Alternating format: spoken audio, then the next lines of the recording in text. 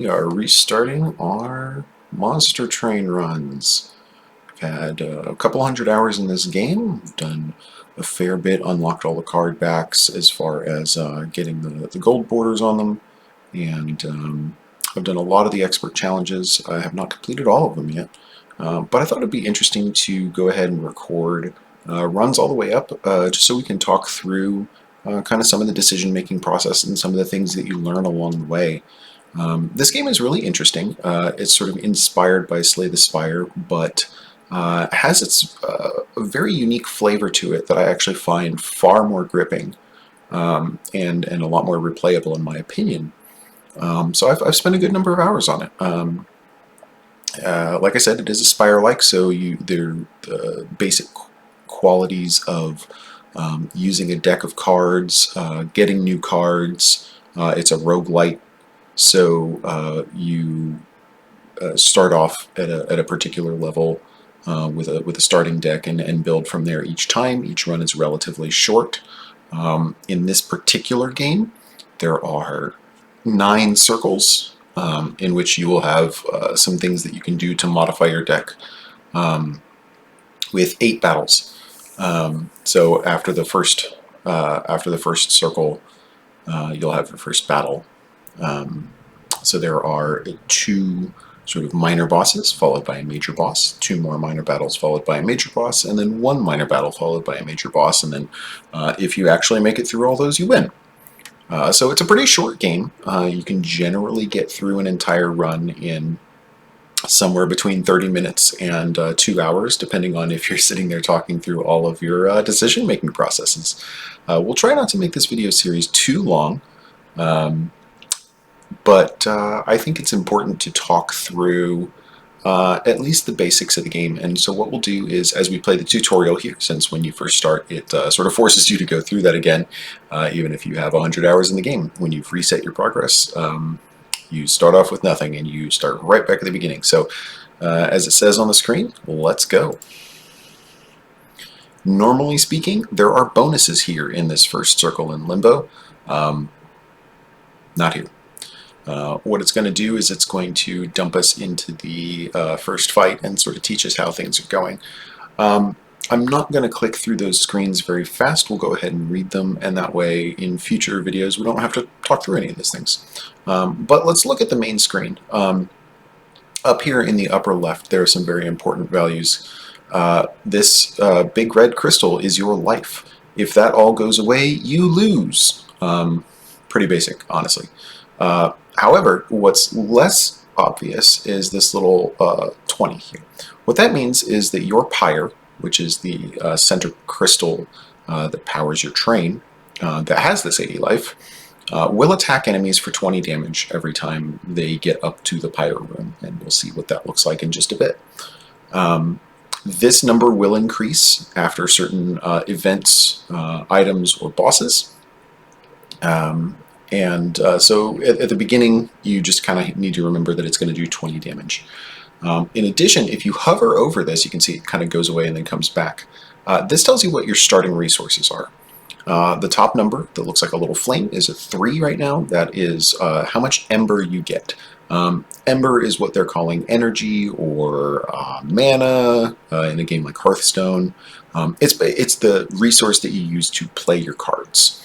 Under that, the little card icon with a 5 next to it says we're going to draw 5 cards per turn.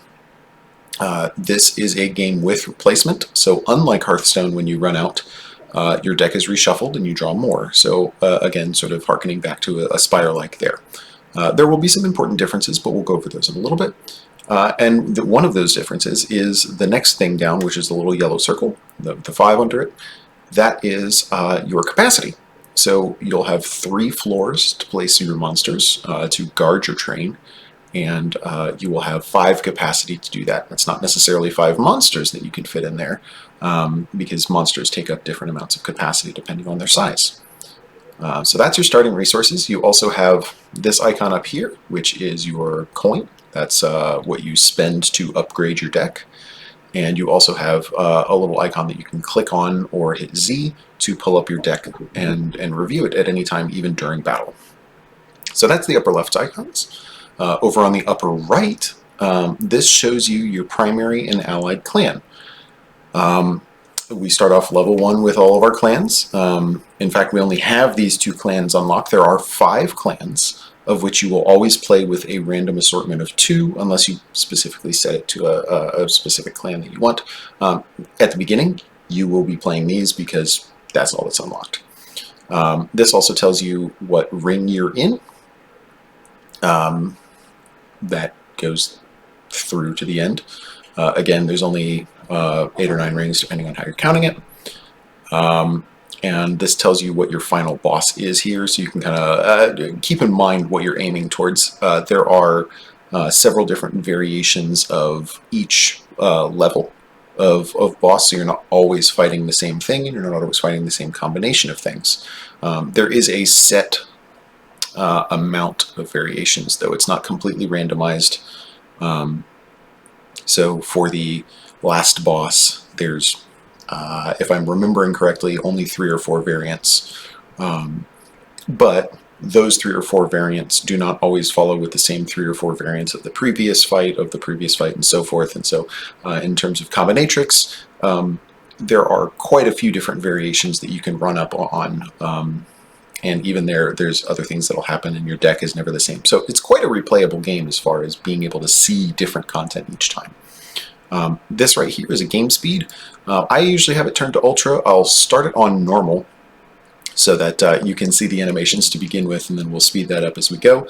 At any time, you can click this button and see the map and see what's coming up. And this is very useful for planning. We'll use that a lot as we go forward, just to kind of see what's coming up.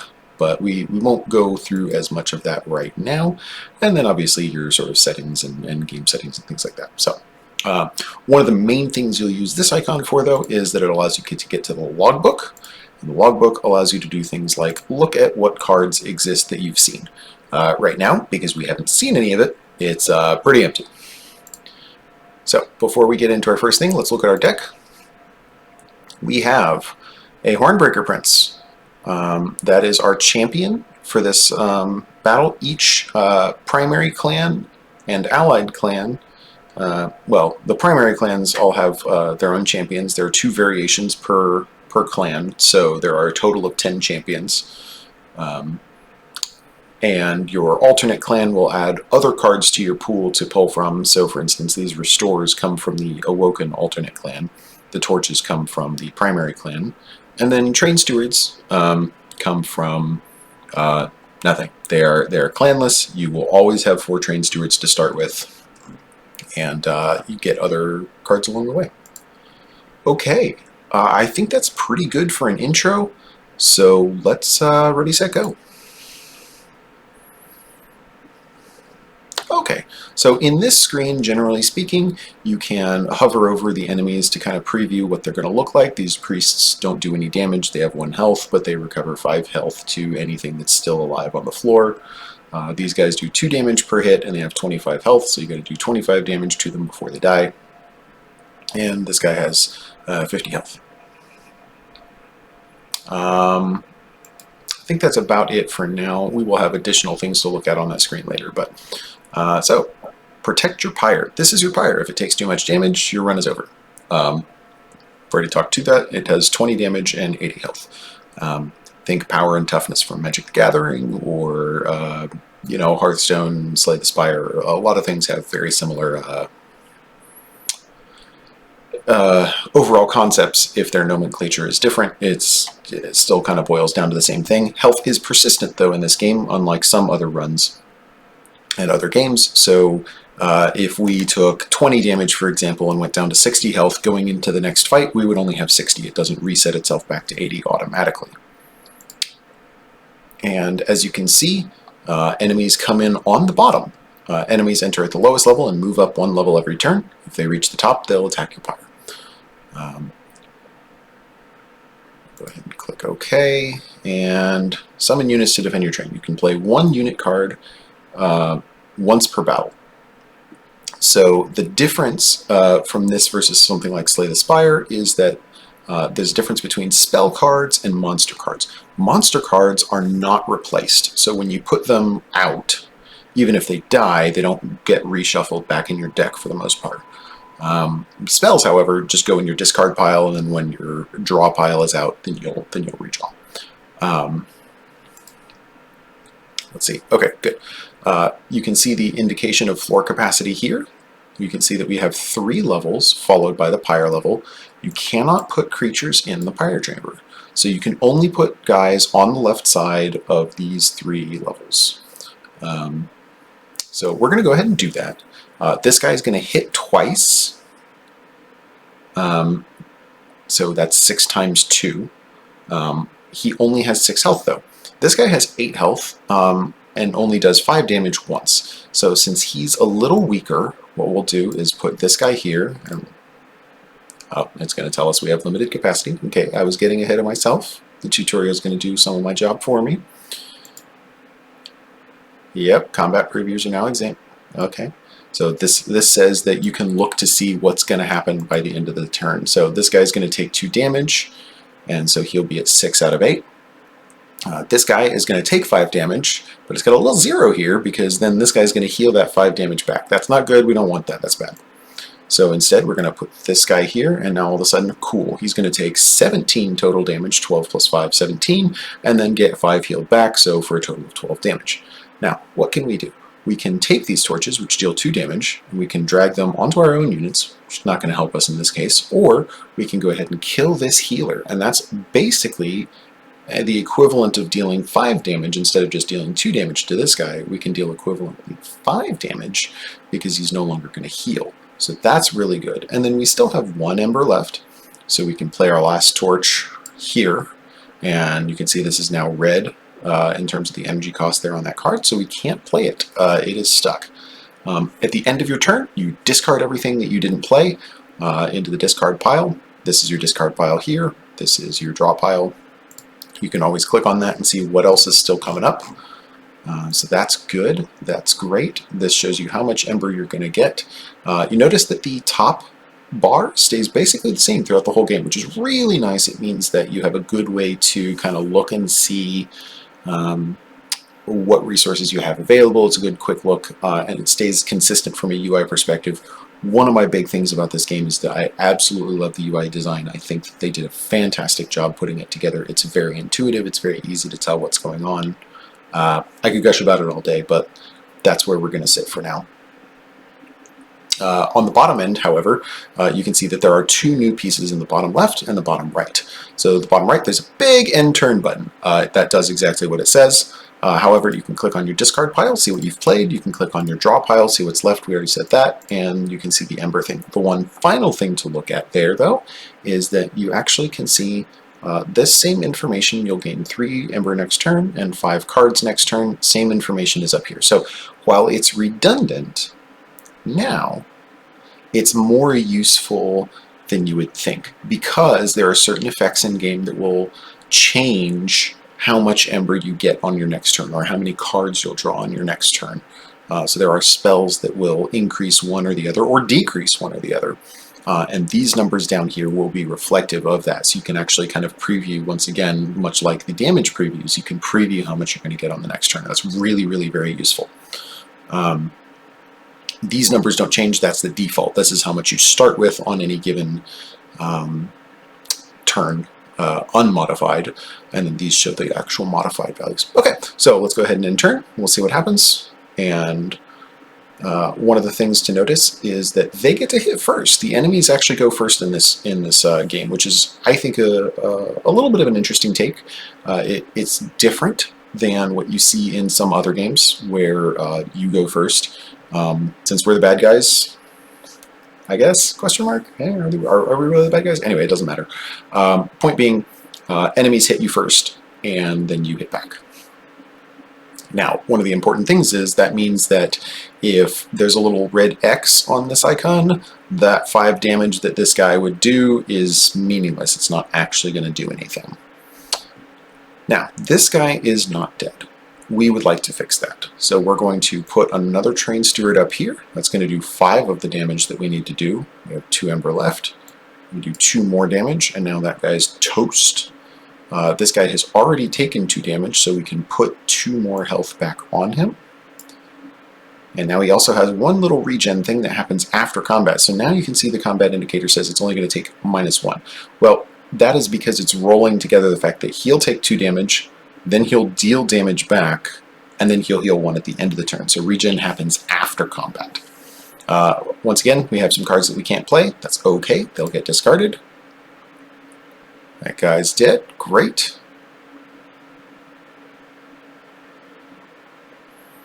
Alright, moving through, and you notice that with us not killing this healer, now this guy has 13 health instead of 6 when he came up here. That's, once again, okay. We can move this on there. He'll take 5 damage from that. We can move this guy up here. That's fine. And then we can, let's put a little bit more health on this guy. Cool. And we're out of energy, so we can't put any more health on that guy. That's fine. Bonk, bonk.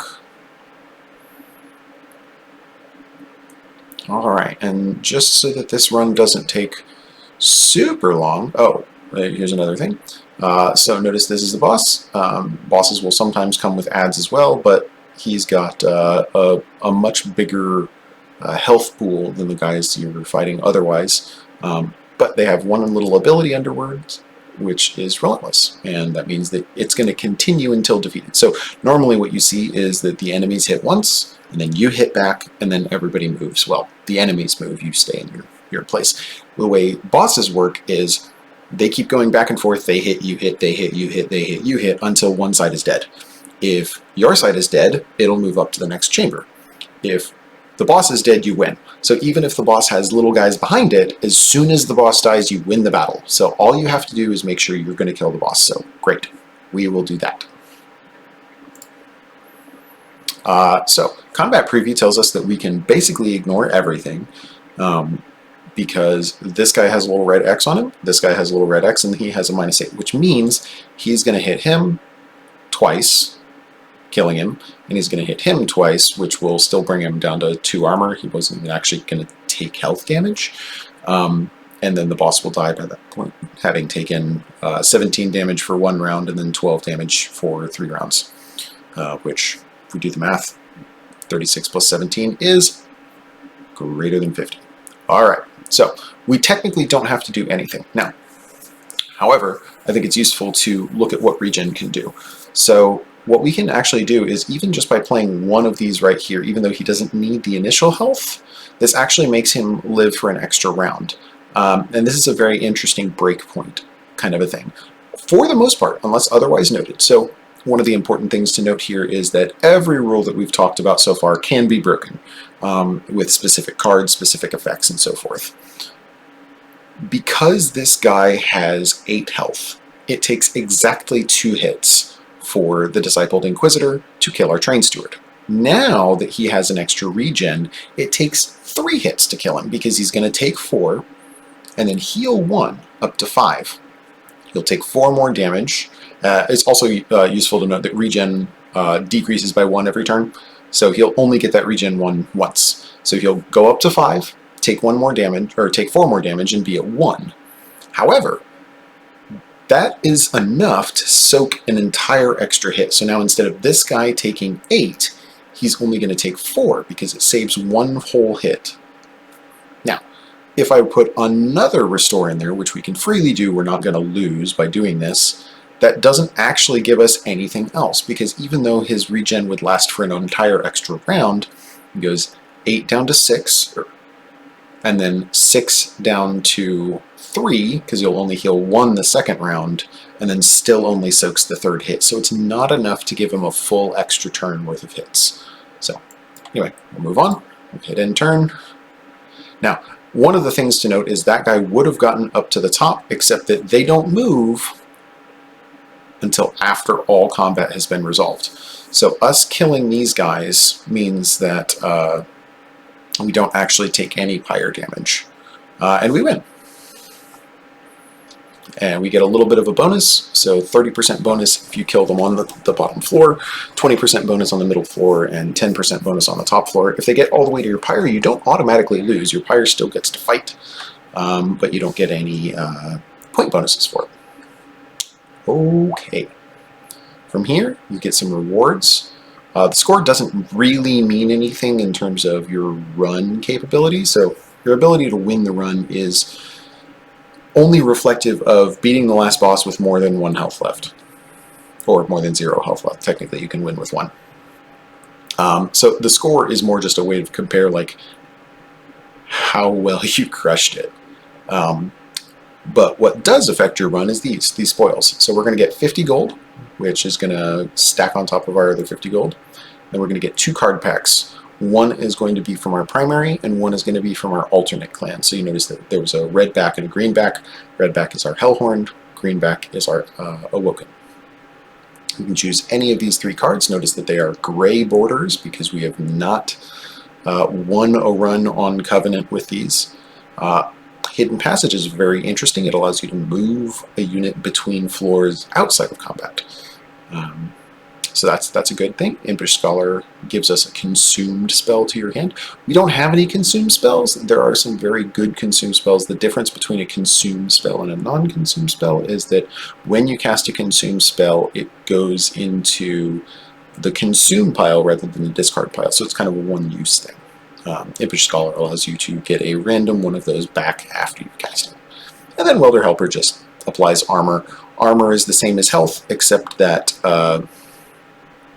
it gets depleted first and is not healed by things like the Rejuvenate that we've used. So these are all fine cards. There's nothing wrong with them. One of the main things to note, though, is different from something like Slay the Spire, where you have a skip option that doesn't do anything. The skip here actually gives you money. So it is sometimes actually beneficial to go and get money as opposed to more cards if the money is better suited for use in upgrading things. And there's breakpoints that we can talk about later, but that's not very important right now. Let's go ahead and grab a Welder Helper. Alright, and then same thing for the alternate clan. We've got something that'll do some damage and move a unit to the front, so it's got 2 effects on it, and it also costs 0, which is really cool compared to our torches, which do 2 damage for 1, and no alternate effect. Steel Enhancer, which actually makes our units bigger, and then Restoration Detonation that heals and then does damage based on how much it heals. Steel Enhancer is really, really interesting for us here, and the reason is because our champion does multi-attack. Scaling is really good with multi-attack because it's multiplicative. So the +3/+3 gives him 9 health. That's linear. But this, since it's 6 times 2, would go up to 9 times 2, which is not +3, it's actually +6 damage. So every time we cast Steel Enhancer on our champion, we give him 6 more damage per turn. So this is a really interesting spell to put with a creature like that. And there are other multi-attack creatures and things. So now that we're into the next ring, you can see that when you first start, you come in on a single track. After that, you actually get 2 choices. There are different bonuses on each side of the track. And you get all the bonuses on one side. So it's not like we have to pick between Forgotten Boons and Merchant of Magic if we go this way. You get both. Or we can go to Merchant of Steel and Awoken Banner. There's 3 types of merchants. There's Steel, Magic, and Trinkets. And they do, well, I was going to say obvious things, but Steel doesn't make sense unless you actually hover over it. You can modify your units using your gold. You can modify spells with your Merchant of Magic, and Merchant of Trinkets allows you to get artifacts, which are very similar to relics in Slay the Spire, or they basically have a continuous effect on your deck regardless of drawing them. So with a card, you have to draw it and play it for it to have an effect. Relics are in play at all time. Or, well, that's Slay the Spire, but in Monster Train, artifacts are in play at all time. So we can get ourselves some extra coins, so 75 coins, and then modify some spells, or we can get a new unit on the Awoken Banner and then modify our units. So if we look, we have 1 unit here. It's not real exciting. It does an effect that we care about, but other than that, we don't really care much about the Welder Helper.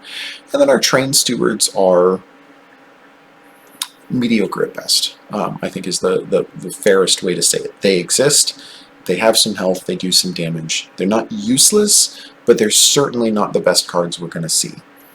So it would behoove us to get a new unit. However, once we get a new unit, that is pretty much going to be the only thing we can upgrade at the Merchant of Steel.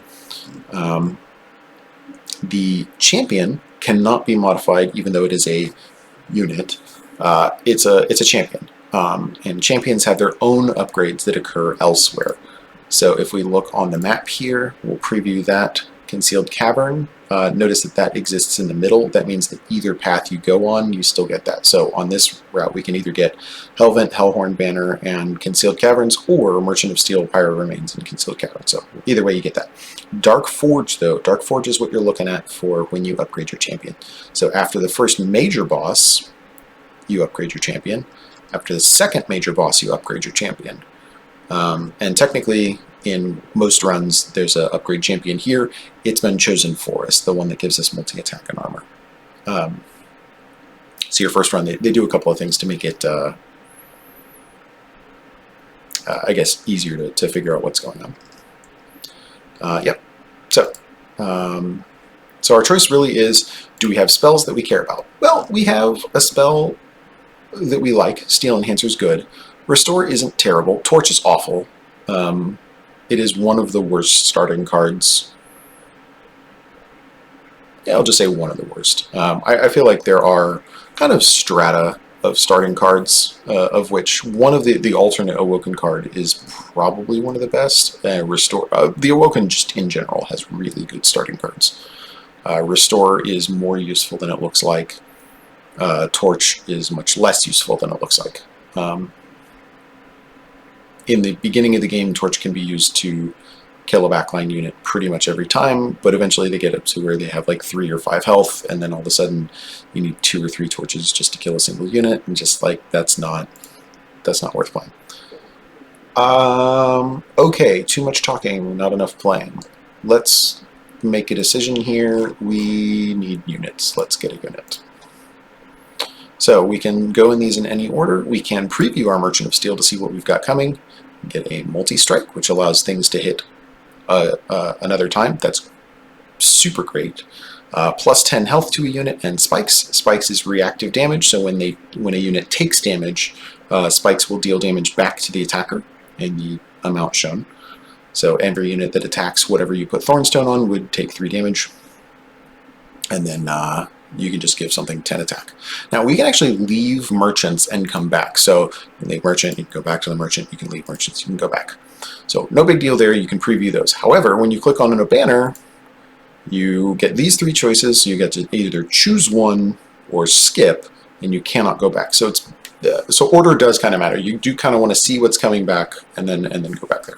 So Awoken Hollow is really fantastic for us right now. Notice it says summon, gain 60 max health. It does not immediately get those 60 max health. So it starts off at 15 out of 75. You can then heal it to get it up higher than that. However, we know that we have 2 really good upgrades. We have multi-attack and we have more health and spikes. This ends up being a really great front line for our back line stabby guy, our Hornbreak Prince.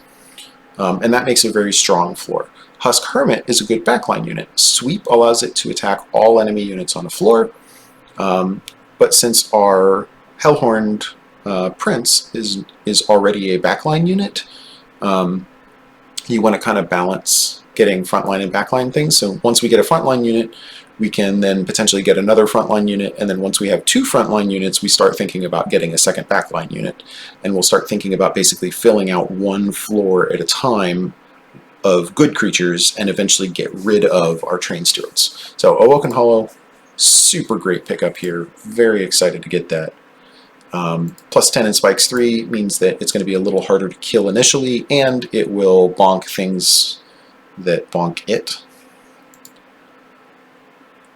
Very useful. We do have 80, so we have a couple of choices here. We can re-roll and try to get plus 25 health. You can use the re-roll option once. It will replace all 3 of these banners, whether or not you've bought them. You can purge a card for 50. Purge cards go up every time you use the option. So it'll go from, I believe, 50 to 75 and so forth. And we can save money. We don't technically have to spend all of it. Multi-strike is really good. Honestly, it's hard to overstate how good multi-strike is. So I think we're just going to take that and stop thinking about it, as it straight up doubles however much damage you're going to do. Now, one thing we didn't cover is, well, we'll get to it, how the Awoken Hollow works. So it has what's called Rejuvenate, Cultivate. So Rejuvenate is a keyword that says that it's going to, okay, so we talked about the summon. Summon effects happen as soon as you put the creature out. Rejuvenate effect happens anytime the creature is healed, and Cultivate says that it will increase the health and attack of the lowest health unit by the Cultivate value. So if we put this guy on a floor by himself, every time he's healed, he'll get +2/+2. If we put him on the same floor as the Hornbreaker Prince, as long as this guy has more health than the Hornbreaker Prince, which it probably will for the entire battle, Hornbreaker Prince gets +2/+2, which is super great. So we're going to do exactly that. And that's going to happen twice, because we're going to go heal once now, and you can actually see the preview there where it goes to 8 times 2, 8. And this guy goes up to 27 out of 85. That's awesome. And you can also see a little +2 icon here. That's because that regen is going to cultivate a second time. So that's why I said that it's sort of better than it looks. Restore actually causes cultivate to activate twice. So super great. Everything on this floor is dead, which is real good for us. We like that. Let's go ahead and put out a Trained Steward on the top level, and we'll just start putting those out there so we don't have to redraw them. So that guy bonks, he bonks twice, and the other guy doesn't have to hit anything.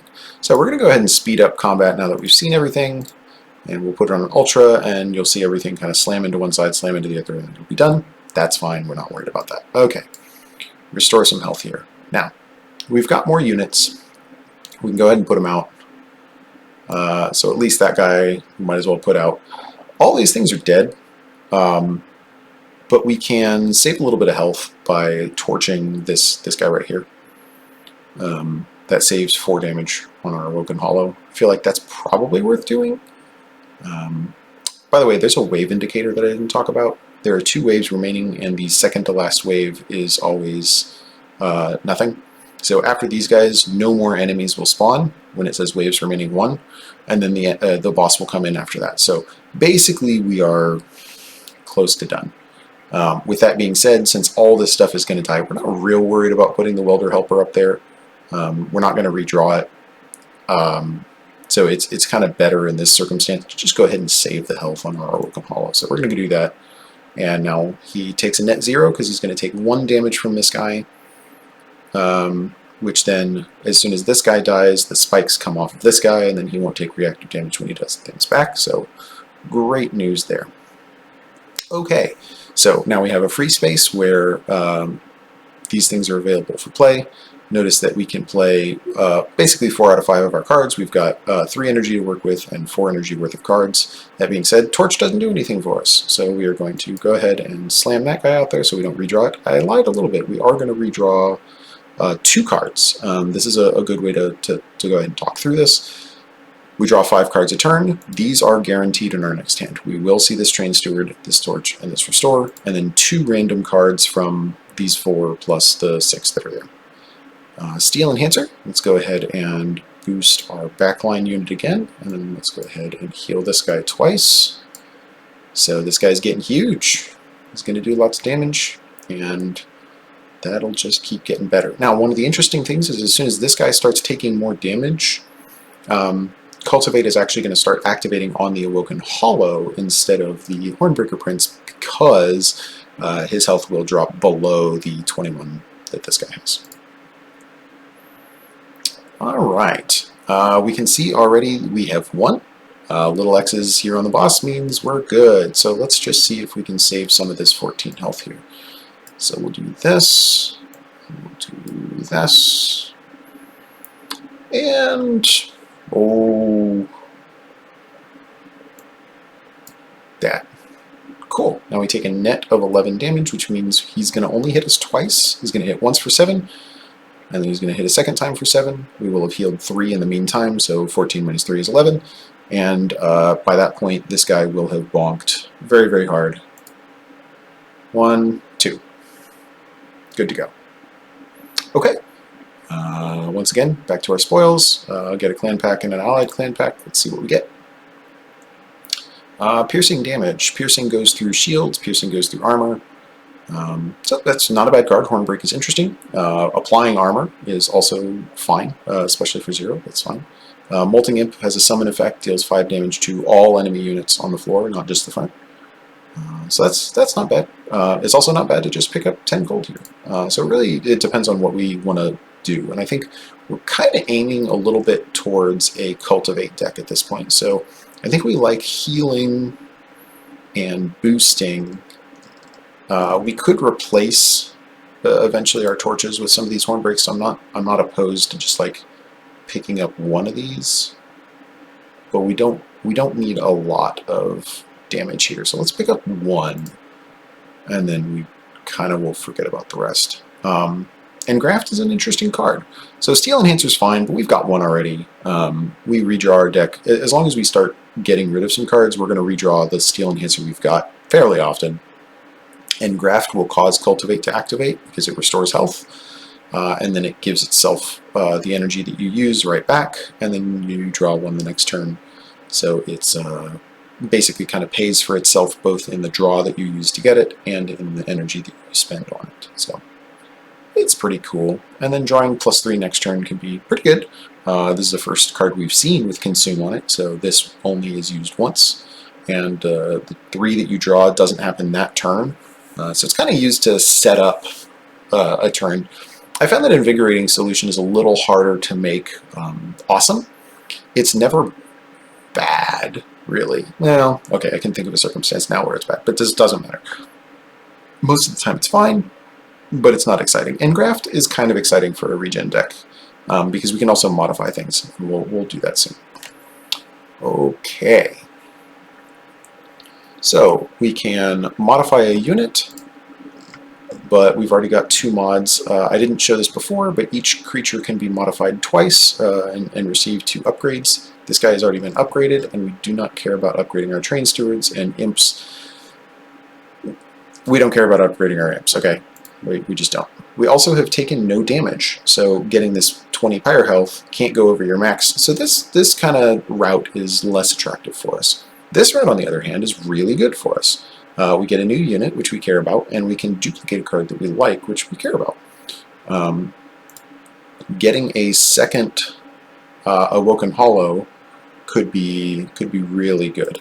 Now we can go again. Hellvents are things that you can enter and leave, come back. Banners you can't. So let's look at our banner, and we have a choice between a backline unit, 34, and a 10-15, which thinks, like, is that a backline? Is that frontline? It's a frontline unit because every turn Resolve goes off at the end of combat.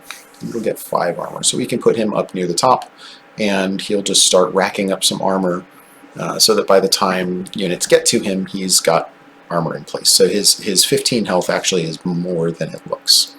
Let's go ahead and pick him up. And I don't think we need a second one of him, but I certainly would not mind getting a second Awoken Hollow. Really nice thing about this, and this is a sort of like, once again, like looking at higher strategies here, duplicating cards that already have upgrades, duplicate the upgrades, which is free money. So we spent 100 gold getting the Awoken Hollow better. We get basically a free 100 gold by duplicating this card. That being said, sometimes you don't want more copies of cards, so it's not just like, oh, only to ever duplicate the card that you've got, you know, full upgrades on.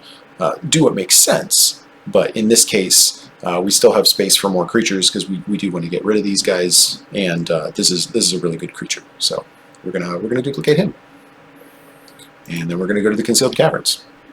These are random events, so it comes up and we see, okay, a fissure. So we can either copy a card once or 5 times or leave. We already have 2 of these guys. We don't really need too many more. We probably could get away with getting another Engraft because they pay for themselves. I would not really take... Yeah, I don't think we want anything else. So we certainly don't want 5 copies of anything. We don't have anything good enough for that. But we can leave. Like, that's an option. It's not even a bad option. But I think Engraft is good enough that we can take a second copy. So take 1 more of those. But that being said, these concealed caverns can be any one of 20-ish events, and you just never know what it is until you get there. Okie dokie. So this guy is going to create damage shields around explosives that he makes, and he's going to fly around during the boss battle. So, hey, look at that. We even get a little tutorial message. Daedalus is the strongest boss you faced yet. No kidding. They all get stronger as you go. He moves between floors freely, but can be attacked if you clear out other enemies on that floor. So he starts off with his health. Oh, goodness. Okay. Watch out for triggers. Bomb has a triggered ability and will explode on his turn, dealing damage. Trigger icons are purple. Blah, blah, blah, blah. Okay. Moving on. So notice he has 250 health. He will have 250 health until he has less. That's all I have to say about that. We're going to go ahead and put our Steelworker up top. He's going to start getting 5 armor every turn. That is fantastic. We are going to put our Awoken Hollow out. We might as well. It's going to take 16 damage. That's not super cool. This thing has a damage shield, so we can't just torch it. But that's okay, because we can nullify some of the damage by going ahead and putting some regen here. And we actually already did 8 damage to the boss, because the second hit from our Hornbreaker Prince was good enough. So, we've got a second bomb coming up here. That's not super cool. But we have piercing damage, which is super cool. All of a sudden, we are feeling much, much better about our life. Each time we use an engraft here, it's healing, or causing this guy's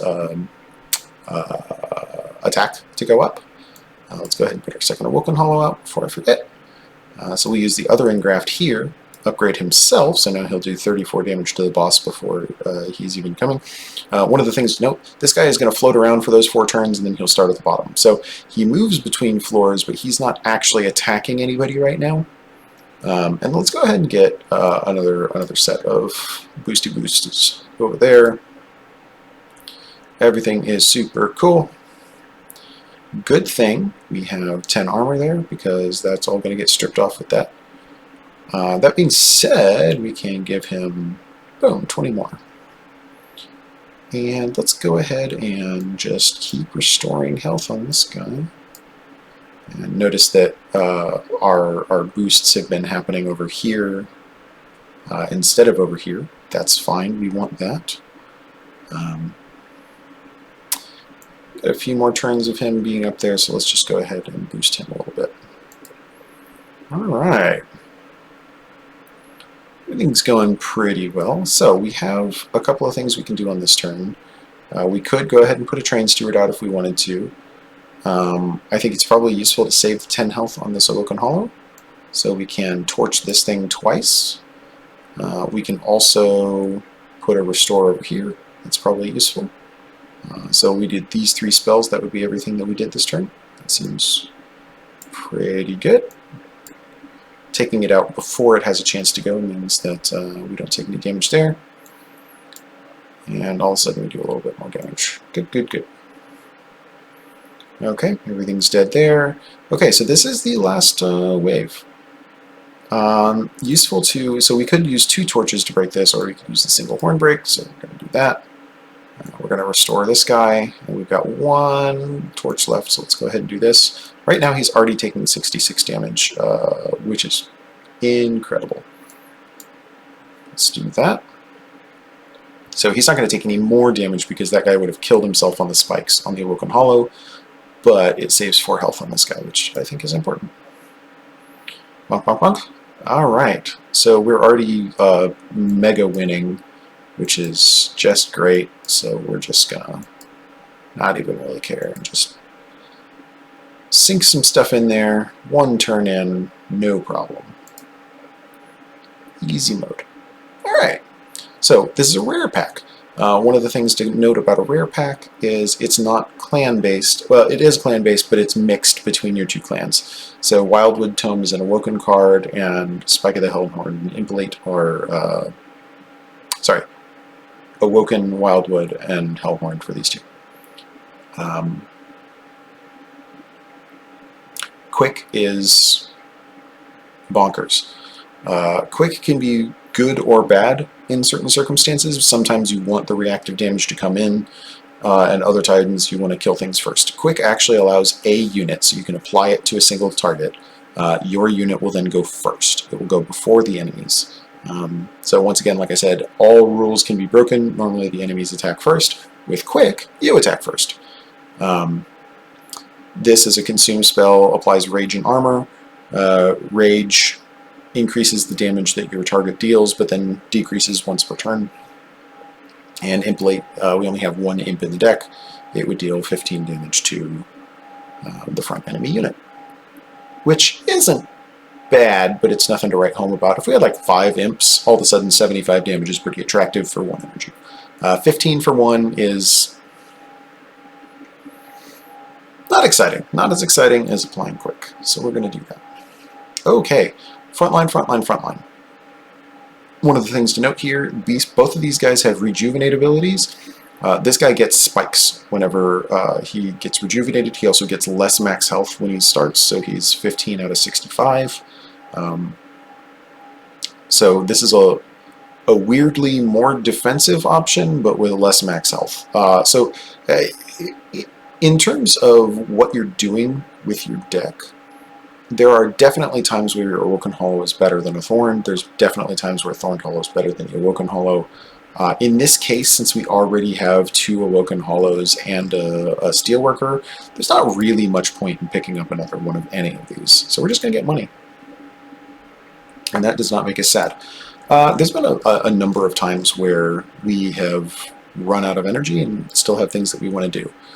So this is a pretty good option. These are permanent boosts, and they sit up here as our relics or artifacts.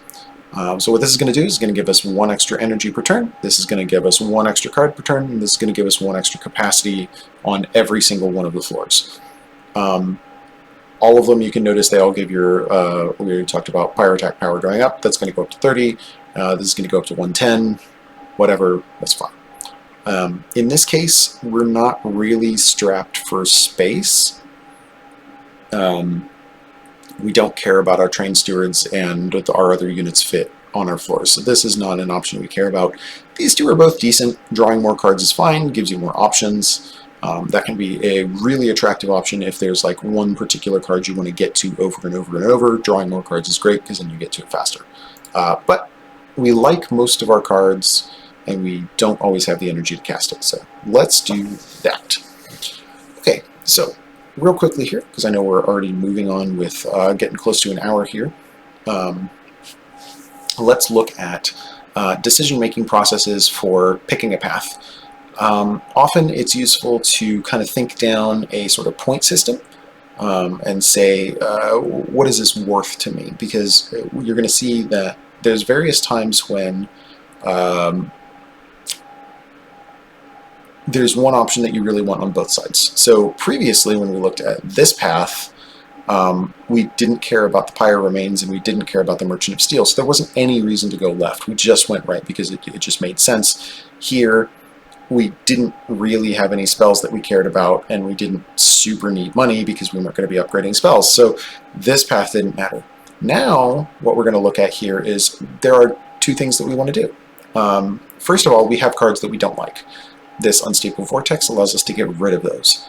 That's great. That is super good. However, it's right next to something that we care absolutely nothing about, because gaining Pyre health when we're already full doesn't do anything. On the other side, we could get a new unit, which we could look for another backline unit. We only have 1. We have the Hornbreaker Prince. We have no other backline units. We can upgrade spells. We can look, and Graft is a super good spell to upgrade. Hornbreak is a fine spell to upgrade, and honestly, Restores are fine to upgrade. Steal and Hitzer doesn't actually have much in the way of upgrades that you can even do that matter, so it doesn't really count. And of course, money is fine. So, oh, and this is an artifact, so we just get something that modifies our deck like all the time. So, if we look at our options, we can rate things from like a negative to a positive. I would say Pyre Remains is a 0. It doesn't affect us at all. It doesn't make our deck worse, but it also doesn't make it any better. Unstable Vortex is fantastic. That's probably a +3 on our completely unscaled value judgment here. So we're going to look at kind of like -1 to +3 if we're gonna break this down there. So +3 on the Unstable Vortex, super good right now. Not saying that it's always good, because eventually you get to a deck where you care about all the cards you have, but right now, amazing, +3. And getting an artifact could be really amazing, or it could be kind of ho-hum. So we're going to put that at an average of a +1. It will make our deck stronger, because at the very least you can choose to skip the artifacts and take the 25 gold. So we got a +1 here and a +3 here, that's +4. Over here we get money. We have 135. +75 is pretty good. I would say that's at least +1. That would allow us to maybe do a couple of upgrades and purge a card, so that's like half a remove there. And then the Merchant of Magic, probably +2. That's pretty decent, honestly. And then maybe a +1 for the Awoken Banner. We could get another 2 backline units or frontline units and not get anything. Or we could get a backline unit that's just absolutely fantastic, could be a +2. So this one's anywhere between a 0 and a 2, and this one's anywhere between a 0 and a 3. The upside of this path is that it trims our deck. Being able to get rid of Train Stewards or get rid of Torches is something that's pretty important to us right now, because we don't have extra draw.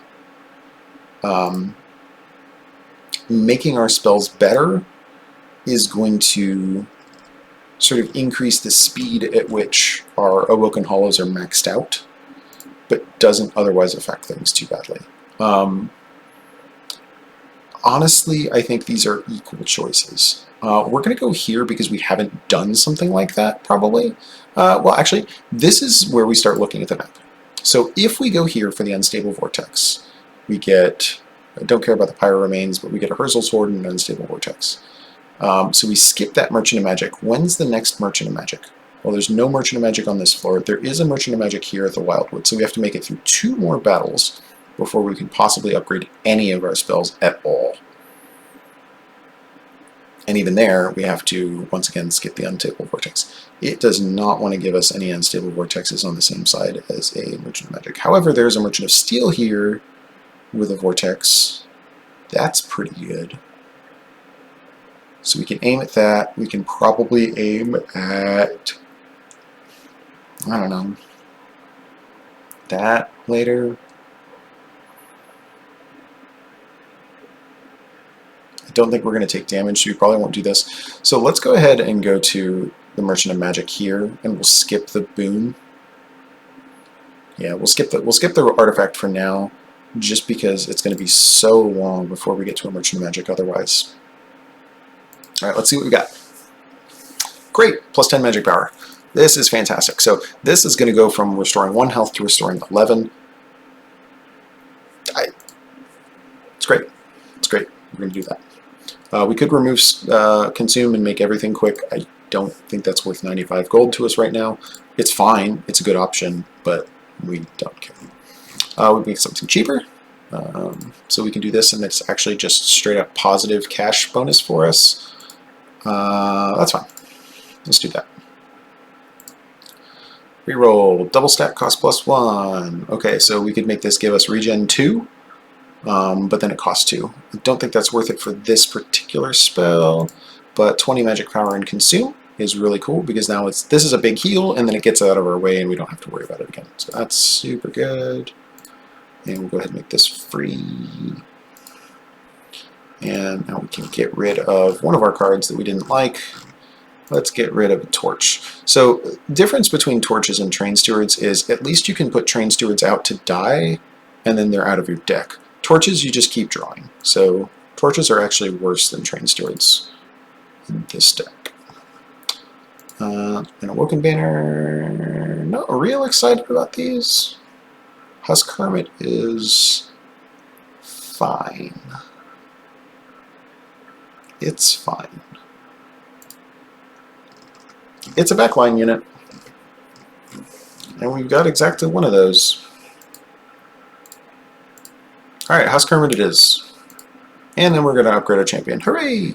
So, anytime you upgrade your champion, there are 3 paths that each champion can take. One of which is what you have gotten already at your first... when you first start. Of the 3, you'll get 2 choices. From then on, that will always be one of your choices. So, because he took the multi-strike option for us, we didn't choose that. The game chose that for us in the tutorial. Now you can choose Brawler 2. That will always be there. And then the other option is going to be a 50-50 between the other 2 available paths. So either he's going to get an additional hit per turn, plus an additional 5 armor to start with, which isn't that much. Or he's going to boost from 6 times 2 to 15 times 2 and 15 health. And then every time he kills something, he's going to get armor 10. And every time he gets hit, he'll gain rage, which makes him hit harder. Now, this can be really, really good if you're using him as a frontliner. But I'm not. I'm sticking him in the back, and since Cultivate is going to make him bigger, this just makes him scale even stinking harder. Because now, instead of going a Cultivate 2 giving him plus 4 damage, a Cultivate 2 gives him 6 damage per turn. So this is incredible. Alright, so now we finally get to see trials. We have been pretty poor throughout this run because we haven't been getting these trials. You can incur greater risk, so you can modify the enemies, give them a boast or yourself a detriment in order to get a better reward at the end. We're going to do that. And in the most case, while we're going up the Covenant ladder, and we'll talk about Covenant later, while we're going up the Covenant ladder, you'll pretty much always just take trials because they're just going to be fine. Spell Shield 2 means that our first 2 spells aren't going to do any damage to any given unit. We saw that with the damage shields on the bombs in Daedalus, except that that's any damage including unit damage. Spell Shield only counts for spells, not for monsters. So for this, really the only thing that protects them from is torches, which are already the worst cards in our deck. One of the cool things about Hornbreak is that it's got piercing, which goes right through spell shields. So we are loving this trial. Okay, and in fact, we get to do that right now and just go, ha ha, that guy's dead. This guy doesn't do any damage, so we can go ahead and put this guy out there, and that's fine. If he gets up to the pyre, no big deal. Nothing bad will happen. And we have 2 extra energy that doesn't mean anything, so we'll just skip that. Boop, boop, boop. Okay, so we now have a choice. The first thing is obvious. Let's save the health there. We do want to kill this. So collectors haven't existed yet, so it introduces 2 new topics all at once. One of which is giving you extra money through trials. The second is giving you extra money through collectors. We've been missing that as well. If you kill this guy, you get 75 coins. If you do not kill him, he runs away at the end of the turn. So right now, he's just going to run away and we get nothing. However, with Sweep, we can put him out there and boop, he will die. That's all we got to do. We can also restore this guy. And let's go ahead and put Quickie quick on our backline unit. Yep, cards with consume are placed in the consume pile. They are not available until the next battle. Okay, it's gone. There's also a keyword purge, which gets rid of it from your deck permanently. We haven't seen one of those, doesn't matter right now. Moving on. Oh, BKB. So, that guy's going to take 10 damage. He'll still have armor, which is great because we'll finally see something hit the pyre. Let's go ahead and put our other frontline unit out. We now have all of our frontline units out. And now we can use our consume restore to make this guy survive much better. Notice he's taking a lot more damage now because he's got lots of things going on. And let's get a second one in there. Very good. Okay, so this guy is not dying immediately. That's a little bit of a problem because he has a resolve ability, and that's going to put a Weight of Contrition card on the top of our draw pile. When it comes up, we're going to have to pay to get rid of it. And it'll have Purge, so we'll get to see what that does. Let's put this guy in front because we want him to die. To make room for other things to go and die as well. Okay, there's our Weight of Contrition. It's got Purge, gets rid of it from the deck, so boom, gone, no problem. That's all I got to say on that. This guy's dead. We saw the thing go up to the pyre, it didn't do any damage, died. Great, cool, grand.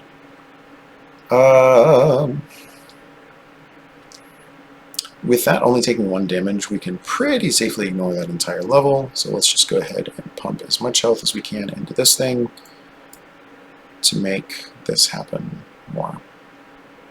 We're actually not, like, we could play the welder helper up here, but I don't think we want to. I think we just straight up don't just play it, no, that's fine. Alright. Heal, heal. And then we're going to put this +3/+3 here, even though technically you might think, oh, it'd be good to have more health here. Because he scales ×3 and this guy scales ×2, this is just more damage. So we're going to do that. We can use our torch proactively to get rid of our own guy to make some room. If we had been smarter about it, we could have put the train steward in the back, put the welder helper to give this guy more, and then used 4 torches to kill the train steward and 1 to kill the... Whatever, it doesn't matter. We're going to win anyway. Okay, so notice that this guy's going to take 28 damage and then everything else dies, so we don't have to do anything. Predominantly that is because these guys are going to hit this guy twice for 1 each and kill themselves on spikes. And this guy is going to hit a couple of times but be overwhelmed by approximately 90 damage a turn, which we can make even harsher. By simply turning that into over 100 damage per turn. The other really nice part about doing this is that means that the regen will last for 4 turns. Regen is a triangle number, so regen 1 gives you 1 health back, regen 2 gives you 3 health back. It's like, okay, that's 1 extra, no big deal. Regen 4 gives you 10 health. Regen 5 gives you 15 health because it just adds on to the previous number. So the difference between regen 5 and 10 isn't double, it's actually huge, because it's 10 plus 9 plus 8 plus 7 plus 6 on top of the 5, 4, 3, 2, 1 that you would normally get. So the higher you can stack up your regen, the more crazy things it can do. Yeah, basically three little rounds of that, and we are done. So this big circle here is because that's our trial bonus, so we get 200 coins instead of just 50. Super great.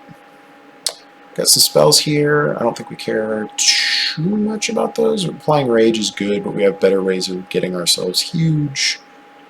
So let's skip that. Hey, look at that. Applying Regen is super great. We're going to take that. Alright, let's remove some stuff. Do we have any creatures that need upgrading? We could technically upgrade our Husk Hermit. I don't think we care too much. And we don't need extra health, so that's a 0, that's a 1, that's a 1. Hellvent is super good for us right now because we just got a card that we totally want another one of. We definitely want another Wildwood Sap. Those are really good. Again, having regen, as fortuitously just talked about, having regen on our Awoken Hollows is massively useful. And as long as you can apply 1 regen per turn, you can maintain the level. So these restores coming up fairly often means we can probably kind of maintain that +5 regen that we sock on with the Wildwood Sap pretty regularly. So as long as we can draw 1 of the 2 early, we can get some pretty crazy numbers. So that's probably a 2 for the Hellvent. Unstable Vortex, again, can't be understated here. That's a 3.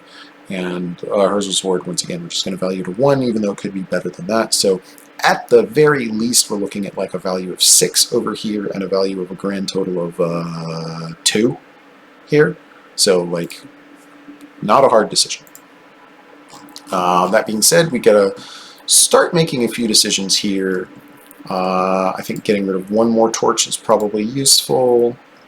Our train stewards aren't dying fast enough, so we do kind of need to get rid of them as well because they are turning into cards that we just draw and never play. Hellvent. Let's upgrade that Wild Sap. And we got something that gives us either... These are both great, honestly. Merchant cost being reduced by 25% is not as important now, but in later difficulty levels, that'll help us not be as poor. That being said, even though we have 300 coins, that goes pretty quickly. And since we're not taking any damage right now, and I don't really expect us to take much, we have a very strong basic deck. Restores on top of Awoken Hollows is already a good combination, but we have 2 Awoken Hollows with Multi-Strike, with a Hornbreaker Prince behind it, upgraded in Grafts, and a Steel Enhancer. We're doing so much damage that things aren't really getting past our bottom floor even to even get to the second floor to die.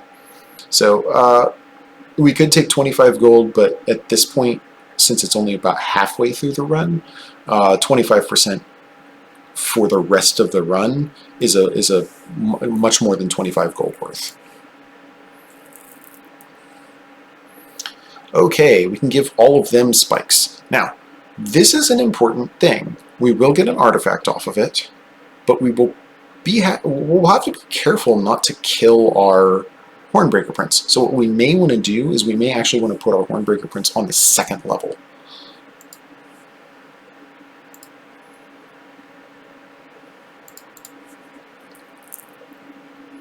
These guys also come in with stealth, which means they can't be targeted by creatures, but you can target them with spells. So I can torch them and things like that. That being said, we've already said we're going to put these guys up here, so let's just do that. This is totally fine. We can get rid of a train steward that way. Super wonderful. We're going to do that, and we're going to go ahead and give this guy an extra boost so that we make sure he does not die. Okay, there is a collector up top. That's totally fine. Let's go ahead and put our Awoken Hollow up here. That's already taken care of that. 21 damage is a lot. Let's reduce that a little bit. Let's do that. And then we have a choice. We can either go ahead and stick 2 restores into this thing, or we can get our Husk Hermit out and out of the way. We do 1-1.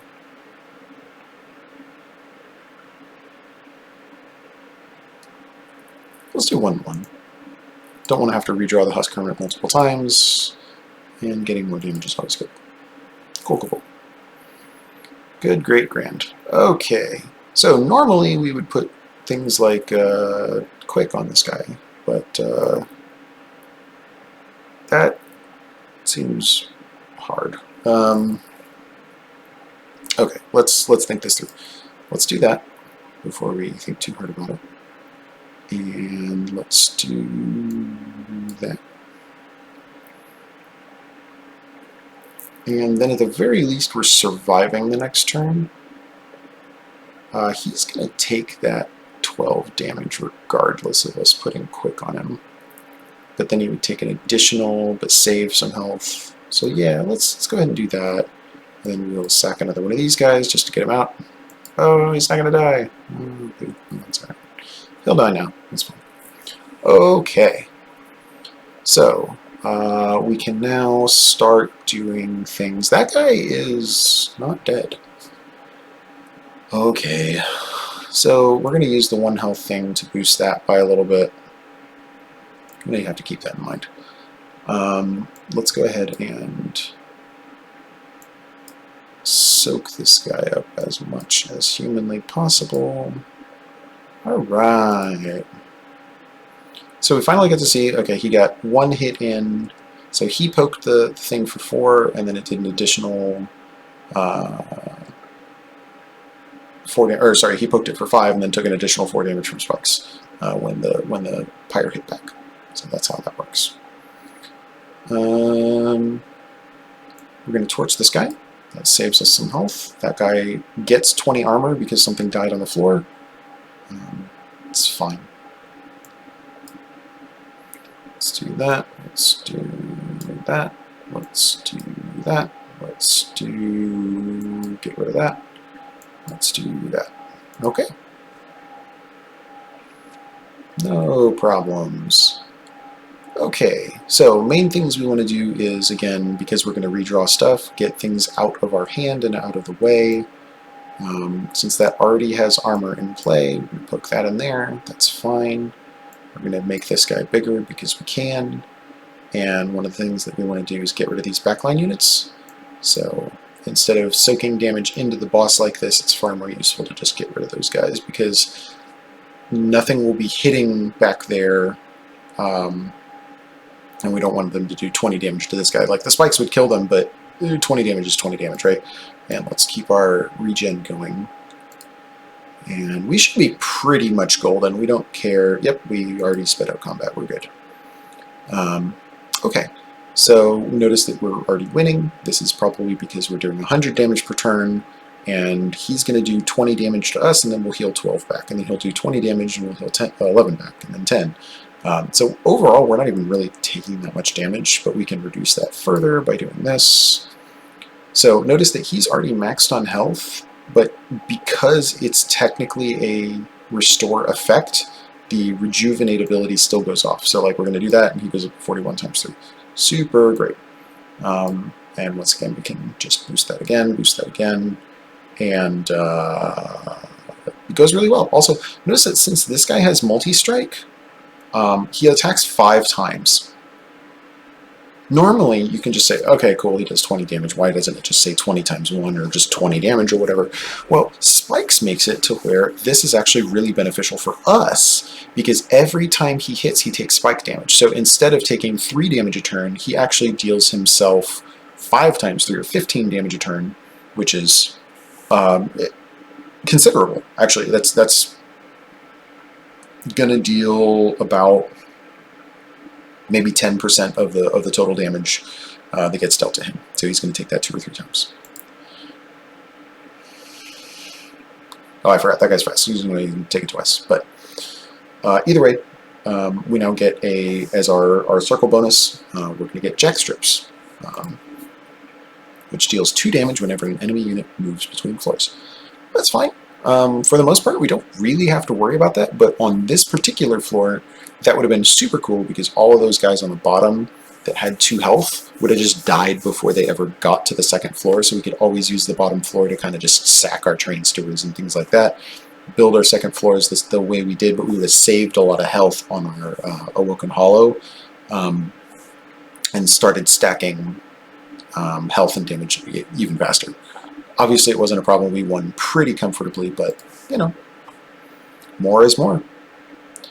None of these do things that we really care about. Getting a consumed spell back to our hand is the only thing that I could consider, because right now we got a big restore, and we've got Wildwood Saps. We could also get a Wildwood Tome back, which is a little scary. I don't care as much about getting that one back. 3 rage is not going to make or break. It goes away in 3 turns, and we're getting far more damage off of Rejuvenate. We've got 440 coins, so getting 10 is, you know, not super crazy. So I think taking the Impish Scholar is fine. We also are not running out of energy anymore. Having 4 per turn is great, and we've made a couple of these things zeros, so they are getting cast without really, like, casting in Graft actually makes us Ember, because we cast it for 0 and then get 1. So on turns that we draw that, we're super golden. So Impish Scholar is fine. Okay, Focus Growth is interesting. Getting 25 health is good, but the other thing on it is drawing +2 is super good for us. We need drawing. Preserve Thorns gives us Stings. Stings are a 0-cost spell that deals 10 damage to the front unit and allows us to draw an extra 1 next turn. And then those Stings will come back. Preserve Thorns goes away, but then the 3 Stings will get recycled back into our deck. These are both good options for drawing. Actually, we have 3 options for drawing, one of which happens once, one of which happens 3 at once, and then whenever you draw them after that, once it gets reshuffled. And this one just 2 consistently whenever you play it, but it also has the added effect of giving us 25 health. This is actually pretty attractive for us because we've got 2 floors that we want to heal on. If you noticed, our Awoken Hollow at the top did not get any extra love, did not get any extra attention, and that's because we really needed to stack the regen on one guy. So we can use our regen spells on one Awoken Hollow, and we can use our Focus Growth on the other. I think this is a pretty solid pickup. And with that, our deck is pretty close to done. I don't think we want a whole lot more. By the way, we can actually get Pyre health back. That being said, we don't need it. We can get a maximum of 9 health. This gives us 20. It's 11 wasted, and we're not taking a whole lot of damage. We can upgrade spells. That is actually pretty important. So we're going to say 0 for Pyre health. We're going to say 1 or 2, maybe 2 for upgrades. This could super use an upgrade. I wouldn't mind putting some more consume +1s on these guys. And the caverns is probably 1, so we'll say average of about 3 over there. We're already making that up just by having an unstable vortex over there, so everything else is bonus. 75 coins, by the way, is actually more like 100 because the 25% bonus means that 100 gold upgrade would only cost us 75. Unstable Vortex. Let's get rid of a Trained Steward and a Torch. In extremely unsurprising fashion, we're just going to 1-in-1 those until they're done. Trinkets. Okay, let's look at these relics. Friendly on this getting 3 is fine. Making our Pyre have more health or do more damage is fine, but things aren't really getting to the Pyre very often. Like, they'll get there occasionally, but for the most part, we're just kind of destroying things before they get there. So I think we can kind of skip all these options. The only thing that's like slightly appealing is giving this guy +3 just because it starts off so low. But that also means that we can't like torch our Wilder Helpers. That's honestly the reason that I'm not going to take that, is because I just want to be able to torch our Wilder Helpers. So we're going to reroll. Let's see what we get. Friendly units get damage on Slay. Yes. Yes, please. Can I have another? So this means that every time a unit gets killed by not our torch, the unit that kills it is going to get a bonus. So this guy is going to stack up. These guys will actually stack up because if Spikes kills a unit, these will do more damage back, so that's super fantastic. Husk Hermit will technically be a scaling unit at that point. We could technically get this advanced prototype to make our last 2 Trained Stewards not suck, but let's look to see if that's worth it. We could go to another Unstable Vortex here, get rid of a Trained Steward, and then we could pay to get rid of a Trained Steward elsewhere. So I don't think we care. Yeah, I don't think we care about this. So we're just gonna go ahead and pay to get rid of another torch. That seems useful. And we will pay to get rid of another train steward. Nah, we'll keep the money and we'll just do it later. Applying days to enemy units when they get to the pyro room just gives us a little bit of an insurance policy, but I don't think we need it. Even if we take a couple damage, we can survive that right now. Okay, so she is going to add Scourge cards to our decks, which means that all that extra energy that we had before, we're going to have to use to get rid of cards. That's fine. We're not worried about that. First things first, don't take 5 damage. Let's put out our... so now we got a choice. We can either put units down here, which I think we want to do. Yeah, I think we want to just hang out down here. We only have 1 left, so we can't play our Steelworker and our Restorer. While it would be nice to scale this guy a little harder, faster, I think it's more important to get this guy getting his armor faster. So we're just going to do that. And then he's going to die when he goes up the floor, so okay. Let's get this on there. Let's start our scaling engines, ladies and gentlemen. Alright, everything is dead on the bottom floor. We are very happy about that. Let's start our second floor of anger. I gotta get rid of that. Put our Woken Hollow out. Ladies and gentlemen, start your scaling engines. Things are gonna hurt. Yeah, so we can see that Awoken Hollow is, even though he's got more health and therefore doing all the restores over here, he's got a 17 instead of a 15 because he killed a unit, which is great. Let's go ahead and keep scaling that guy. Let's go ahead and give ourselves a, oh, nice. Let's keep scaling that guy. Now he's got 15 regen. That's super good. And let's make this guy fast. Alright.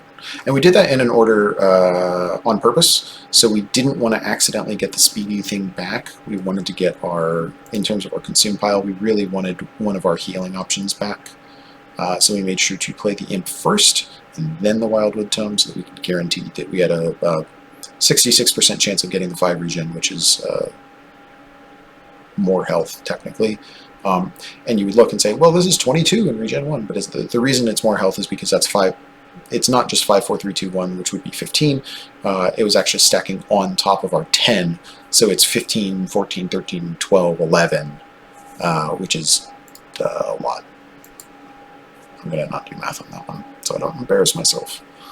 We are about to max this guy out. So let's go ahead and keep our regen going, and then we can start working on this boy.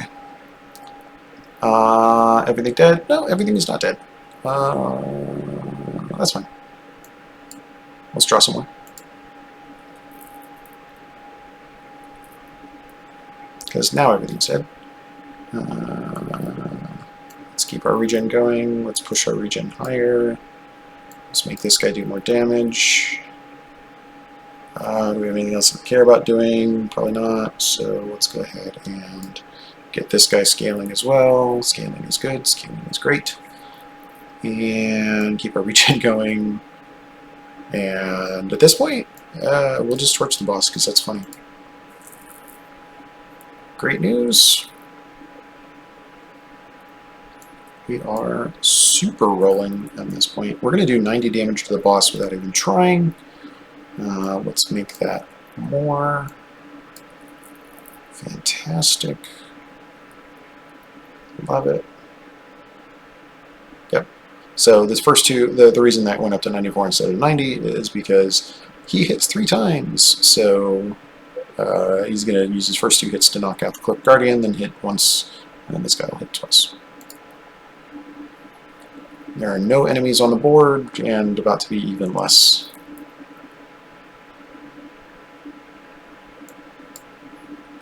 Super doesn't matter, but we're going to do it anyway. Cool. all the damages. Yeah, and that played out pretty much perfectly. We get our 100 coins, which is really more like 130. Getting a second Wildwood Tome is less useful than it sounds. I think we don't care about that. I think we don't care about 30 damage to the front unit. Obviously, we do far more than 30 damage with our main guy. And Channel Song is an interesting thing. You have to draw it before you draw your units, because when you draw your units, you're going to want to play them. That being said, we could pretty much skip, like, we could skip playing our Husk Hermit until we draw Channel Song, and then redraw with that. But we also have Imps in the deck, so you could just get a 21/21 Imp, and that's not exciting. So, no. Just going to take money. And I think it's pretty clear. We've got enough space on our floors, so we're just going to take drawing. But we got plenty of energy. So let's just draw an extra thing so we have those regens coming back faster. Once again, that's a 0. That's a, you know, to be honest, that's probably a 2, because we can just get another Wildwood Sap, and that's pretty baller. And then that's like a 1 or a 0, so I think we just go here. Once again, still a 3, still don't like our Train Stewards. We're okay with a single torch sitting around, because we can use that to kill our own units if we need to. Or we could just remove it at the Merchant of Steel. Let's go ahead and do our upgrade. Notice that instead of ×3, we can actually go to ×5, so his third upgrade is to getting an additional 2 multi-strike, not just 1. A lot of times you want to mix and match. This is not one of those times. This is just scaling on top of the scaling we've already got. It's so good. It's so great. That's all I have to say about that.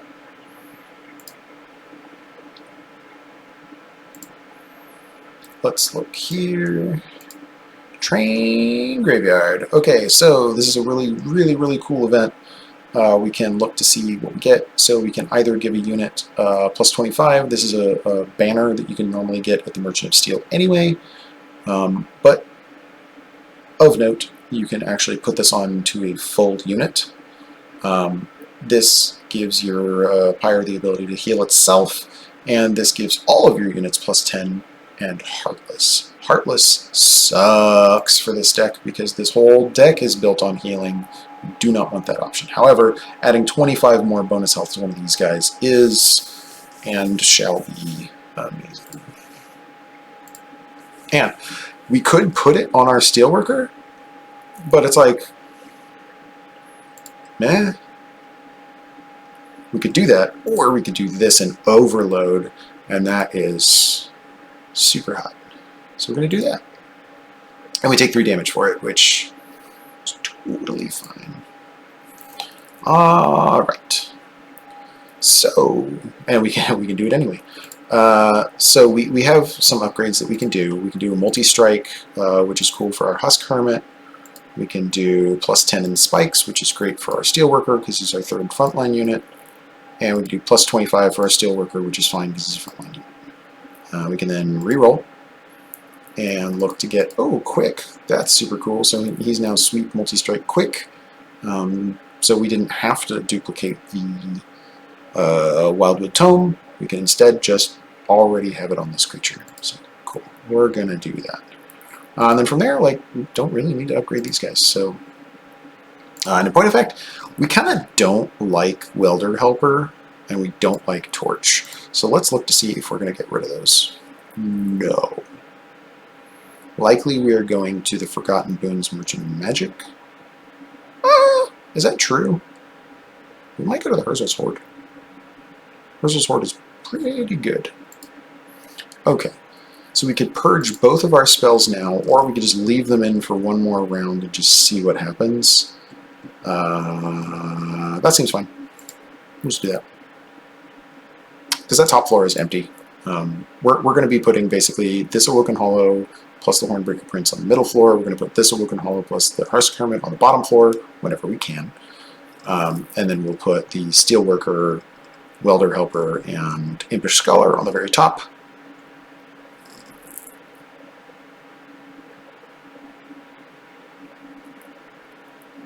I could use another backline unit, but too late. Okay. You know, speaking of that, actually, I could make this into a 1125 bonker. It's not going to do a lot of damage, but it'll do something. I'm not excited about that though. I'm just not excited about that. Only cost me 30? Yeah, sure. Whatever. Cool. We got a big game. Hooray, look at that. We got a big game. Moving on. Okay. These guys come with armor 20. Don't care. Let's get 400 coins. Alright. These guys will add bad things to our deck. It's not really exciting.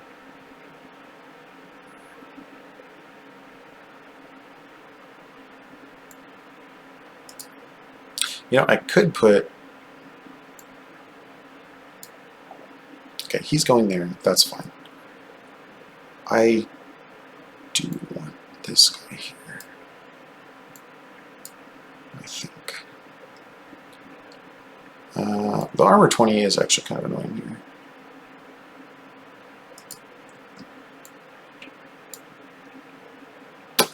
Yeah. That's fine. So don't want to die. So I think I have to...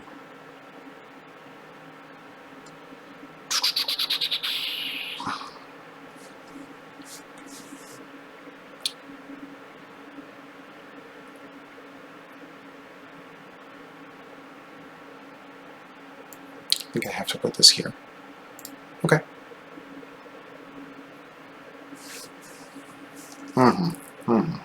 Okay. So we can cast all but one thing here. We're being punished just a slight bit. And that's okay. I think we're going to leave our Wildwood Tome for later and just not worry about it right now. Because I don't think it's what we want. I think we would like to get to a point where this kills the purifiers before they add that crap to our deck. So we're going to do that. And then we need to go ahead and start getting this, because that's 10 damage boost every time this guy does the thing. So that's pretty good. Okay, so we lose the bonus there. Disappointing, but ultimately nothing you can do about it. This is fine. We can cast everything in our hand. Right now our consume pile has exactly one thing, so that's super good for us. We can go ahead and do that. Put that back. Yay! No, we can't cast everything in our hand. Oh wait, we get drafts. No, we're good. Let's get Wildwood Tome going on that guy. Let's go ahead and do this. Cool, that guy's dead now. Let's go ahead and do this and that. Now that guy's dead, so we'll get less of those stupid things in our hand. Okay, so our little insurance policy that we could have gotten would have given us the ability to not take damage there, because it would have put them stunned. But it's fine. Alright, this one is worth thinking about. So we can either get some really big healing options in here, or we can not take damage. I think not taking damage is actually less important than moving through to a point where we can eventually like bonk stuff. So let's bonk that, and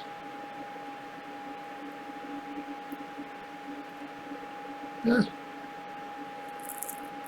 it's okay. No, let's kill things.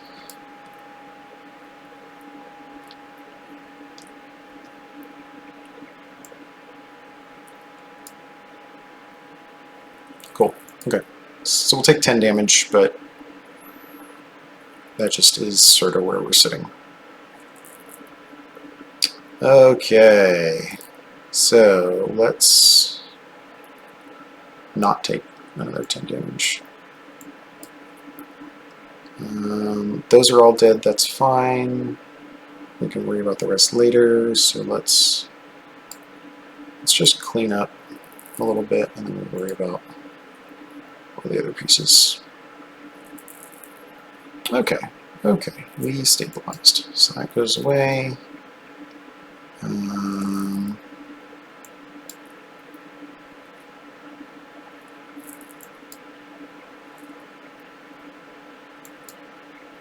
That's really our major player here. We're going to get some levels of good damage off of this guy, but we really expect our middle floor to be MVP here. All right, we might actually be able to win just off of bottom floor here, though. Let's see what we can do. So that's going to last for longer. Let's do that. So we need to make up another 100 damage. That goes pretty quickly, honestly. 891 already. Done. Super done. People don't even die. Alright, so we took some damage, but that's what we have health for. Technically, you win a run regardless of if you end with, 140 health, or if you end with 1, you still win. So that's fine. It is a resource to be spent, and we spent it. None of these do anything we care about. We're going to skip. None of these really do much that we care about. We're probably going to skip those two.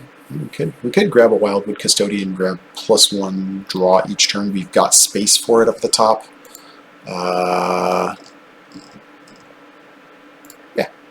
sure. Costs us a draw one time, and then after that it's pretty free. We could take the health. It's fine. Obviously, we sometimes need it.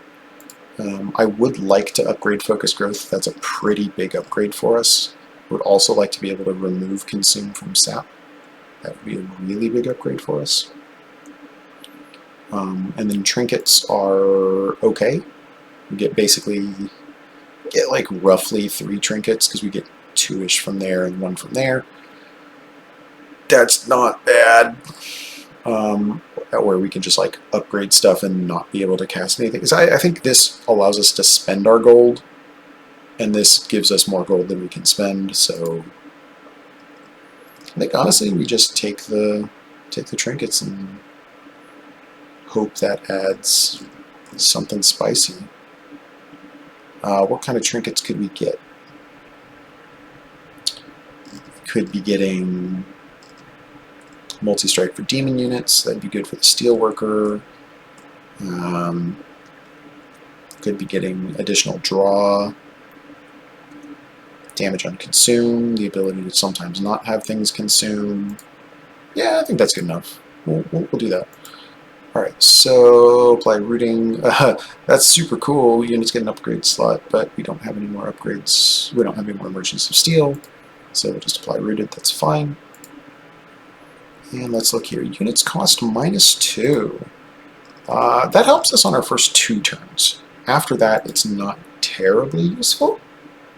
This, on the other hand, wing clippings, is so good. We have the chance of being able to kind of again and again and again get our Wildwood Sap back. It's RNG. I mean, it could just go away, but it's got a chance to not do that, and that's pretty great. For the most part, we're not really having a whole lot of mana issues, so I feel like the split anvil doesn't do as much as it otherwise sounds like it does. So let's skip that for now and see what we got.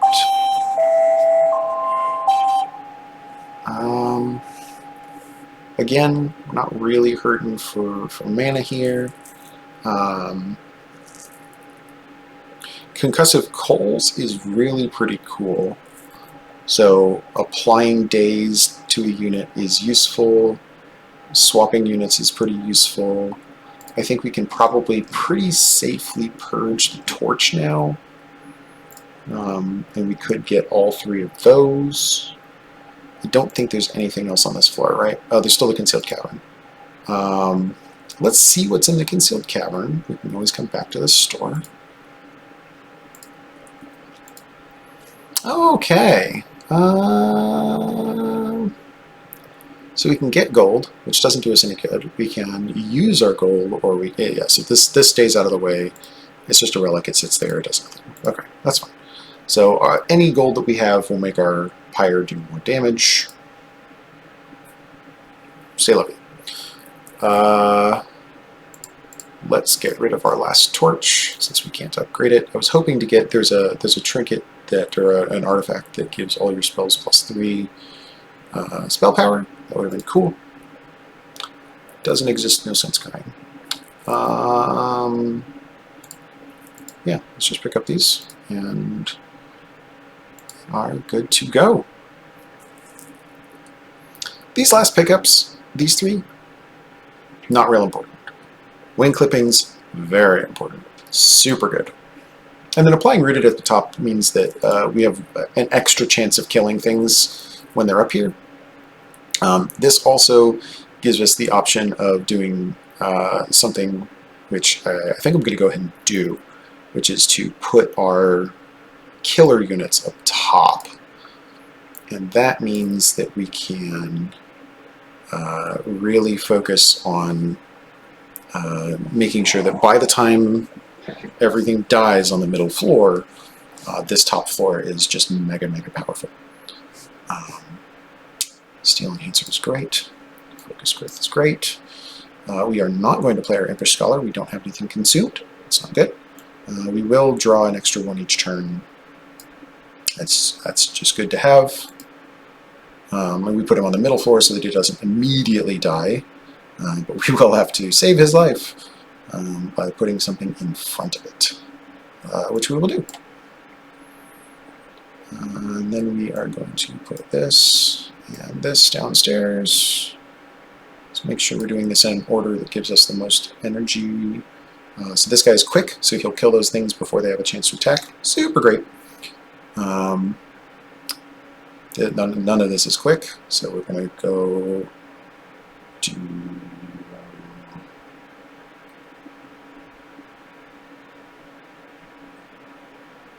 that to save ourselves 10 health. And then let's go ahead and we'll do our single boosts down here, and we'll do our rejuve up top. That being said, rejuve doesn't matter as much yet, but we need to... yeah, let's go ahead and add consumed. Okay, no luck there.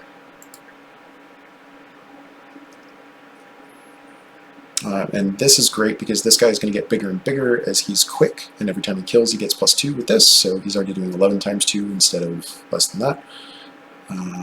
So that is super, super good for us. Let's get him moving. Let's get him quick. Let's get additional sap going here. Rats! Okay, that's fine. That's fine. These guys are not yet dead, so what we want to do is fix that and make them dead. I can do that by doing that, and he does 15 times 5. He's still going to take damage. I don't care about the damage as much as long as everything dies. So now we can single boost, double boost, and there's a lot of damage going in. Very good. No problem. We currently have things that are consumed that we care about, so now we can actually play our Emperor Scholar. Good, great, grand. Get another consume there. Hey, preserved. Notice the little preserved icon, and now it's in our discard pile, so we actually will get to play those 2 cards 4 times, which is muy bueno. Now we can go ahead. Oh, this got preserved. He's already fast. That's fine. That's fine. Let's go ahead and skip that for now. I don't think we care about any more super fast plays. Let's do that. Let's do that. Oh, that was preserved too. That's nice. Let's do that. Just going to stack as much regen as we can get on this guy. We're not even going to cast any of these because we don't care about them. We really just want to get that little 12 as high as we can possibly go.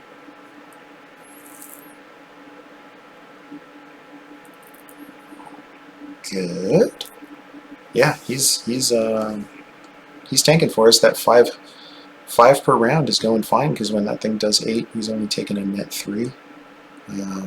I could make this guy fast eventually, but I do like this guy getting the kills because then he does 2 damage. Let's see if we preserve. Oh, that's so pretty. So we're drawing 7 per turn already. We're about to draw 10. You can't draw more than 10, which means basically we're going to get most of our deck every turn. I like that. That's nice. No damage is incoming here. That's cool. Let's go ahead and double boost there. 3 more regen there. Wow. Yeah, that is super mental work there.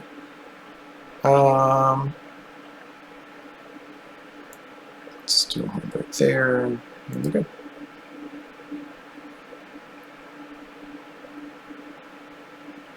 We've still got 2 rounds left. Oh, it's gone. Okay, so no more Wildwood Saps. We get to cast those 2 spells a lot.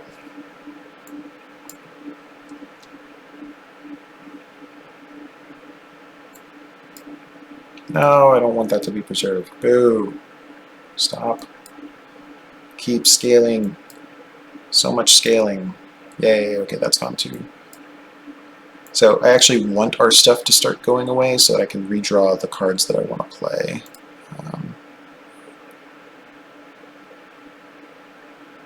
One more. Everything over here is pretty much dead. I don't really want to use Hornbreak to kill anything, just weaken them. And the reason for that is so that I don't...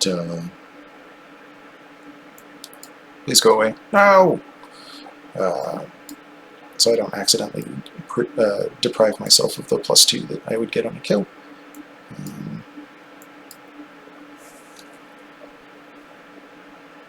Also notice like my regen stacks keep dropping pretty dramatically because he's cleansing every time. So when he comes back, he does this remove half of every buff. But that's fine. Honestly, our damage is pretty incredible. We're doing over 300 damage a turn right now, which is really good. And we'll have a chance to add a few more stacks before the end here. Plus, we're gonna do some damage on each of these other floors. Not as much, obviously, as the roll at the top, but it'll be fine. Bonus damage coming in hot. Let's get that going. Let's get that going. Let's get that going. So we're already up to 465. Super good. Get all the regen stacks rolling there. Get some extra draw next turn. We capped out at 10. That's fine. No need to cast our other spells. And so we only have 10 cards in our deck right now. So we literally just draw our entire deck. Just there it is. And at this point, like, we don't care at all about this. So we're just going to utilize the fact that every time we cast one of these spells, regardless of it doing absolutely stinking nothing, to our front boy, the back boy is just going to continue to do more and more and more and more damage every time. Now we're up to, instead of doing, what do we say, 300 before, we're up to 500 per turn, and Seraph deals us 30. So one of these numbers is bigger than the other.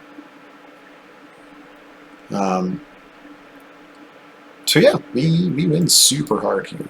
This is not even close. Not even close. But we're gonna just add insult to injury and to see how much of a shellacking we can do here. All right, so we're gonna take a grand total of 4 damage, and that's because he's gonna hit us 3 times. No, that's not right. We're gonna hit him 5 times for a lot. 750. Sorry. 30 times 5 is 150. 650. We're going to hit him for 650. And then he's going to hit us 3 times. And then the Okinawa will just like punch him for 40. And that'll heal 24. And then this guy kills him. So I'll literally just, like, he is going to get exactly 1 attack in. And that's brutal. Savage. Okay, so we win. This is the end of the run. At this point, the 9th circle, so even though technically, yeah, there's 9 circles, all that means is that you got to the end of 1, and then you get a run summary, which is really cool. You can kind of like see how many points you got at each stage, how many damage you took at each stage, and unlock new things. So hell yeah, we unlocked Covenant rank 1. Unranked wins don't actually get you any bonuses, so we'll start the next video with Covenant 1, and we'll play a like for real thing. But this has been the introduction to Monster Train. Yeah, skip through our unlocks here. We've leveled up some things. So the last thing is to go ahead and look through and see in the logbook, as it's pretty cool, really. So this is the front page of the logbook. It's a run summary, so you've seen we've won a Hellhorned Awoken victory. There's no number underneath because it's not a Covenant win, but we get our banner at least. These are the cards that we've seen. Those are the cards that we've seen, and we've seen 3 of the clanless cards. These are the other 3 clans that we haven't unlocked yet. None of the card backs have been golded yet because, again, we haven't played on Covenant. But these are also, level 3 and level 2, you get more experience for your primary clan and less for your auxiliary, and so forth. So we've almost unlocked Stygian Guard already because we played a lot of spells that game. We didn't summon very many units. You know, honestly, it takes a while for Umbra to go, and then we killed a fair number of enemies. That's just going to take time. So assuming you win a run, killing 100 units is on average going to take you about 13 runs to unlock Melting Remnant. So Umbra will happen more or less depending on what type of deck you play. So sometimes you'll do one or the other of these first, but generally speaking, Umbra you'll still unlock before Melting Remnant. Second tab actually lets you look at cards. You can sort by clan. So we just see what Awoken cards, what Hellhorn cards, all cards, clanless. We can look at units, we can look at spells, we can look at rarities, we can look at the cost, we can see whether we've mastered them or not. We haven't mastered anything. You can undo filters and so forth. The second thing is you can start looking at your upgrades available. We've gone through Brawler 3, so we've seen all those. We haven't seen this one, and we saw the first upgrade for Wrathful twice. We saw it on the 2nd Forge and the 3rd Forge. And we have not seen yet what the Sentient is, but that is the Awoken main thing. These are the artifacts that we've seen. You can hover over and it tells you what they've got. Clanless artifacts are things that you can get on any run, and then these are artifacts that you can get specifically on when you're playing Awoken and Hellhorn. So these are run-specific ones. And then down here, Concealed Cavern artifacts can only show up from the actual Concealed Caverns. You can't get them in stores. These can show up in stores or fight bonuses. And then these are the card backs. Right now we just have the basic card back that is gray and then turns gold when you master. And then you've got your leaderboard and all that kind of stuff, which, I mean, okay, it says of Covenant rank 25 because that doesn't technically get reset when you reset your progress, but other than that, we are back to running a new run.